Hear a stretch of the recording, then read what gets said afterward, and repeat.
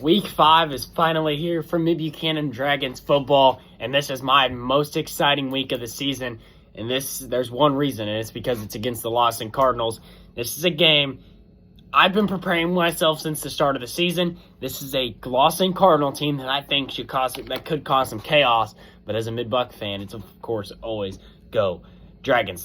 For the first time in a long time, the Dragons don't have to wait until the last week of all the hype that they want. I mean, usually it's East Buck that you got to wait for the best game of the year. I think this is the best game of the year. This is the game of the week that I think, and here's why. This is a Dragons team. They're 4-0 once again. They came off an undefeated season last year. They lost in the state semis to South Shelby. This is the Lawson team that has all their guys back. Their running back leads the state in rushing yards, and I think this is a game that everybody just kind of expects to be just another high school football game. I see it different. Mid-Buck's homecoming. Lawson looks to win for the first time in 6 years against Mid-Buck. There's just an extra level to this game that I don't think people see. The hype's around Mid-Buck. It's homecoming tomorrow. It's let's go beat Lawson. Let's go beat the brakes off for Lawson. I think it's simple. It's a different story. For Mid-Buck, I think it's simple. For Lawson, it's a different story. I mean, they have to step into a hostile environment, I think, is going to be Mid-Buck tomorrow. And they're on the road. They've proven they can run the ball all year. I mean, that's what they've done all over teams.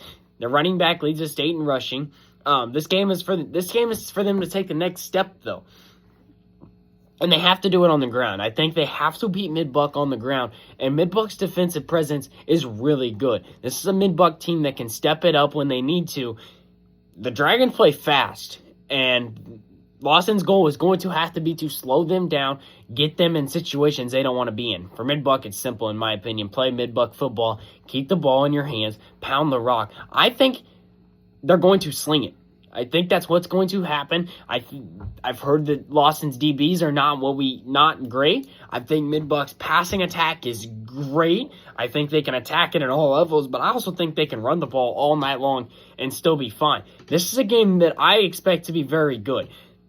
This is my state game of the week for a reason. It's a Class 2 football game, yes, I understand that. And I could have picked Neosho versus Webb City. I could have picked all these games, but it comes to this because they're going to see each other again, I'm assuming, in districts.